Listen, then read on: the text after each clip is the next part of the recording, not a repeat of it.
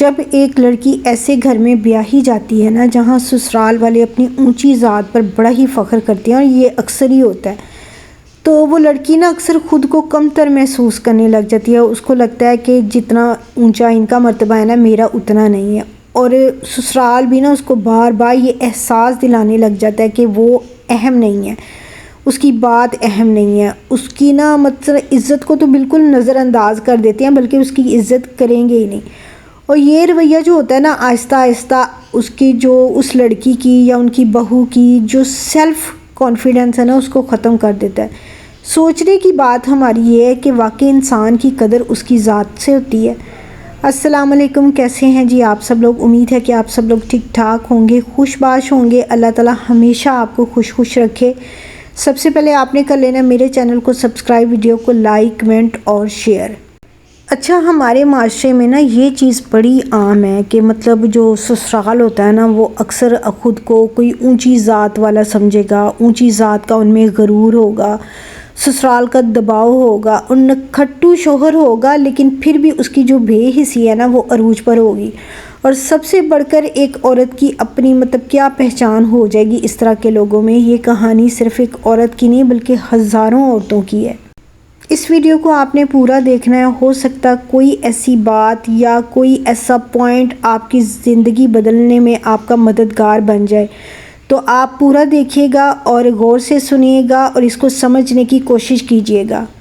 ہمارے معاشرے میں نا آج بھی ذات کو بہت اہمیت دی جاتی ہے، کسی کا کردار، کسی کی تعلیم یا اخلاق، بلکہ اس کا خاندان اور ذات دیکھی جاتی ہے۔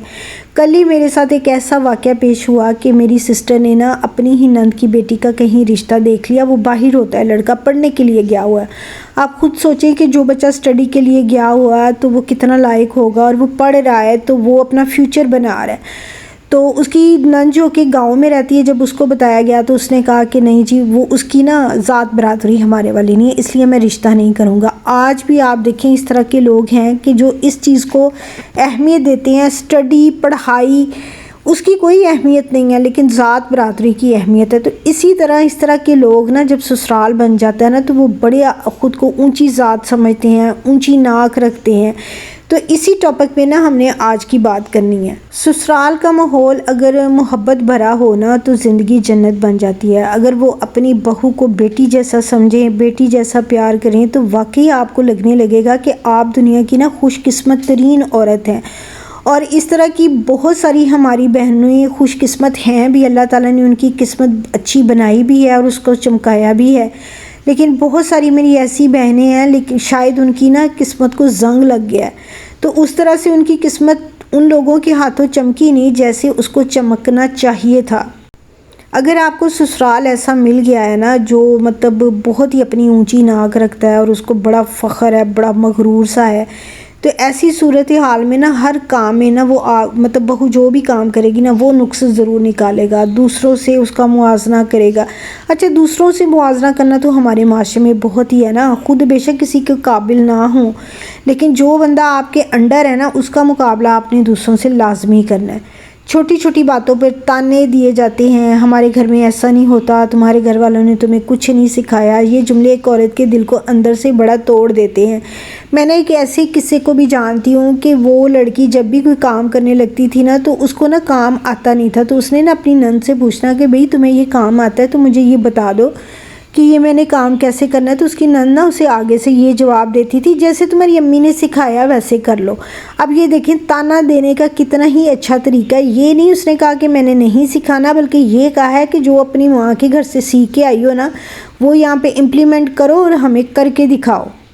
سسرال والوں کے علاوہ بھی نا میری بہنوں ہماری زندگی میں ایک کردار ہوتا ہے نا، وہ کردار ہوتا ہے شوہر کا۔ جب شوہر ذمہ دار نہ ہو، بیوی کا ساتھ نہ دے، گھر کے مسائل سے بھاگتا ہو، تو عورت کے لیے نا زندگی اور مشکل ہو جاتی ہے۔ ایک عورت کو صرف مالی سہارا نہیں چاہیے ہوتا، اسے جذباتی سہارا بھی چاہیے ہوتا ہے۔ لیکن جب شوہر بات سننے کی بجائے اس کو نظر انداز کرے، حق کے وقت خاموش رہے، اپنی بیوی کا ساتھ نہ دے، بلکہ پورا اس کو نا اپنے گھر والوں کے جو بہو کا سسرال ہوتا ہے اس کے سپرد کر دے کہ بھئی جو مرضی اس کے ساتھ سلوک کرو، میرا تو بیڈ روم کے حد تک اس سے تعلق ہے، اس سے باہر نہیں ہے۔ اچھا، میں نے یہ بھی دیکھا ہے کہ میری بہت ساری بہنیں ایسی بھی ہیں کہ ان کے شوہر موجود ہیں، حیاتی ہے ان کی، وہ حیات ہیں، یا پھر وہ سپریٹ بھی نہیں رہ رہی، لیکن اس کے باوجود وہ سنگل مدر کا کردار ادا کرتی ہیں۔ وہ ایسے ہی رہتی ہیں گھروں میں یا سسرال میں کہ جیسے نا وہ سنگل زندگی گزار رہی ہوتی ہیں، کیونکہ نہ تو ان کی کوئی ذمہ داری اٹھاتا ہے، نہ ان کو کوئی عزت دیتا ہے، نہ ان کا کوئی احترام کرتا ہے۔ وہ ایسے ہی گھر میں ہوتی ہیں، کام تو انہوں نے نوکروں کی طرح کرنا ہے، لیکن باقی جب بھی اس کے حقوق کی باری آئے گی نا، وہ گھر میں پڑی ایسے ہی ہے جیسے پتھر کی کوئی چیز ہے۔ اس کا جذبات نہیں ہے، اس کا کوئی دل نہیں ہے، وہ کچھ سوچتی نہیں ہے، وہ کچھ سمجھتی نہیں ہے، وہ بس نا ایسے ہی کام کرنے کے لیے اس کو رکھا گیا ہے کہ کام اس کے بغیر نہیں ہوگا، لیکن باقی حقوق اس کو نہیں دیے جائیں گے۔ تو جب عورت کے ساتھ ایسا ہی سلوک ہوگا تو وہ ایسے ہی سمجھے گی نا، ایسے ہی محسوس کرے گی کہ وہ بالکل اکیلی ہے، چاہے لوگ اس کے بیچ میں موجود کیوں نہ ہو، وہ تو ایسے ہی محسوس کرتی ہے کہ وہ اکیلی ہے، اس کی بات سننے والا سمجھنے والا کوئی نہیں ہے۔ تو اب سوال یہ ہے کہ اس سب کے درمیان مطلب جب یہ صورتحال ہو، یہ سچویشن ہو، تو عورت کرے کیا؟ کیا وہ ہمیشہ برداشت ہی کرتی رہے؟ کیا وہ اپنی پہچان کھو دے؟ تو میں تو یہی کہوں گی کہ نہیں، ہر انسان کی اپنی ایک قدر ہوتی ہے، اور عورت بھی ایک مکمل انسان ہے۔